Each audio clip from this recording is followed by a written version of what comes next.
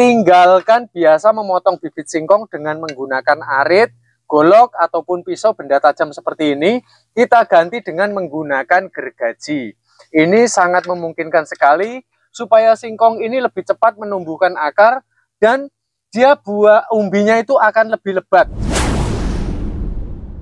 Kalau ada lahan-lahan kosong seperti di samping rumah seperti ini ya, mungkin ada di halaman rumah yang agak nyamping atau di belakang rumah, jangan biarkan ditumbuhi semak belukar. Lebih baik kita tanami pohon singkong. Tidak perlu membutuhkan perawatan yang ekstra ya, cukup tanahnya diolah pertama kali dan terakhir kali ditancapkan, dibiarkan sudah langsung hidup. Nah, manfaat dari menanam pohon singkong ini sangat besar sekali. Umbinya bisa kita jadikan sebagai berbagai macam cemilan. Daunnya bisa dikonsumsi, bisa juga semuanya ini dijadikan sebagai pakan ternak. Jadi ini sebuah gagasan yang sangat bagus. Karena kalau harus membeli pakan ternak per kilo itu ya, dari 5.000 hingga 10.000. Nah, ini saya ingin menunjukkan dari hasil singkong yang saya tanam.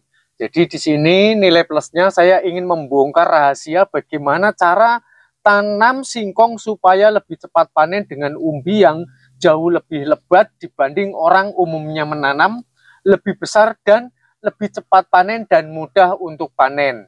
Nah, saya akan menjelaskan satu demi satu. Yang pertama kali, tinggalkan biasa memotong bibit singkong dengan menggunakan arit, golok, ataupun pisau benda tajam seperti ini. Kita ganti dengan menggunakan gergaji. Ini sangat memungkinkan sekali supaya singkong ini lebih cepat menumbuhkan akar dan dia buah umbinya itu akan lebih lebat jika dibanding dengan menggunakan benda-benda tajam seperti ini. Boleh dipraktekkan, buktikan sendiri ya. Nanti kalau tidak sama persis dengan ucapan saya, silahkan komplain saya di kolom komentar. Nah, saya akan mencoba ya untuk panen salah satu singkong. Nah, jadi bagaimana cara supaya ini cepat panen? Yaitu dengan cara tekniknya itu menanamnya jangan terlalu dalam. Cukup 3 hingga 4 dari bekas pelepah seperti ini saja sudah cukup. 1, 2, 3, 4 kayak gini ya. Nah, manfaatnya, faedahnya, karena tanah yang di atas ini adalah nih mudah sekali gembur ya, sangat makmur, sehingga perkembangan dari umbi singkong itu akan lebih cepat dia membesar. Nih, seperti ini ya. Lihat umbinya ya. Selain dia cepat panen, maka umbinya justru akan lebih besar, juga akan lebih lebat. Lihat, ini sama lengan saya, besarnya. Lihat, lebih besar umbi singkongnya. Nah, ini. Nah, selain dari itu, cara panennya pun lebih mudah. Karena kenapa? Dia tepatnya itu ada di atas. Jadi ada di dasaran tanah, tidak terlalu masuk ke dalam. Udah umbinya besar, mudah untuk panen, cepat untuk panen. Lihat ya, ini tidak terlalu dalam saya menancapkannya. Dan lihat ini, kita bongkar. Nah, selain dari itu, kelebihannya menanam dengan teknik yang dangkal. Ini nanti kalau misalkan kita metik ya, satu aja umbinya sudah sebesar ini ya, sudah sebesar ini, kita metik 2 singkong ini aja kalau untuk kita rebus, kita makan sekeluarga sudah cukup. Jadi tidak perlu dicabut keseluruhan, jadi kita bisa mengambilnya satu demi satu. Tips sangat penting untuk diketahui. Jadi selain itu tingkat keberhasilan cara memotong bibit singkong, perhatikan ya, jangan sampai merusak dari bekas pelepahnya ini. Jadi kita harus memotongnya di bagian atasnya atau di bawahnya ya, di atasnya atau di bawahnya. Karena semua kebutuhannya itu disuplai dari bekas pelepah ini, termasuk dari akar yang akan update menjadi umbi seperti ini, hingga sampai tunas-tunasnya. Lihat ya, tumbuhnya mata tunas seperti ini, dia berawal dari bekas pelepah ini. Jadi jangan sampai memotong bibit singkong ini di tempat yang salah. Jadi kalau menanam singkong dengan teknik yang dangkal biar lebih cepat panen, juga umbinya itu besar, itu tips berikut, sediakan gundukan ataupun galengan ya, karena di musim penghujan seperti ini nanti ini bisa terkena banjir dan akhirnya umbinya ini bisa membusuk. Jadi mau nggak mau harus kita siapkan gundukan ataupun galengan.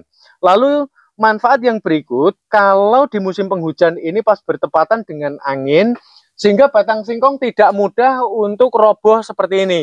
Nah, ini salahnya saya tidak menyediakan gundukan, sehingga karena nanamnya ini terlalu dangkal ya, supaya lebih cepat panen, akhirnya tingkat resikonya kalau tidak dibuat gundukan, ya kalau kena angin bisa tumbang kayak gini ya, jadi morat-marit. Nah, kemudian yang sangat penting yang berikut selain dari media tanam, cara memilih bibit singkong yang baik dan benar. Nah, pergunakanlah batang singkong yang sudah memiliki ukuran yang besar, tidak terlalu tua dan tidak terlalu muda seperti ini. Ini sangatlah bagus ya. Di samping itu, carilah yang memiliki bekas pelepah ini yang rapat, jangan cari yang jarang-jarang. Karena seperti yang sudah saya ungkapkan tadi, semua kebutuhannya itu ditentukan oleh bekas pelepahnya ini. Dan langsung saja ini bisa saya gergaji ya, karena ini ingin saya jadikan bibit kembali. Sangat penting untuk diketahui cara memotong bibit singkong yang berikut. Jangan memotong dengan sistem yang runcing ataupun lancip seperti ini. Tapi cara memotong bibit singkong yang benar dengan menggunakan gergaji seperti ini, kita lakukan pemotongan lurus seperti ini ya, atau mendatar.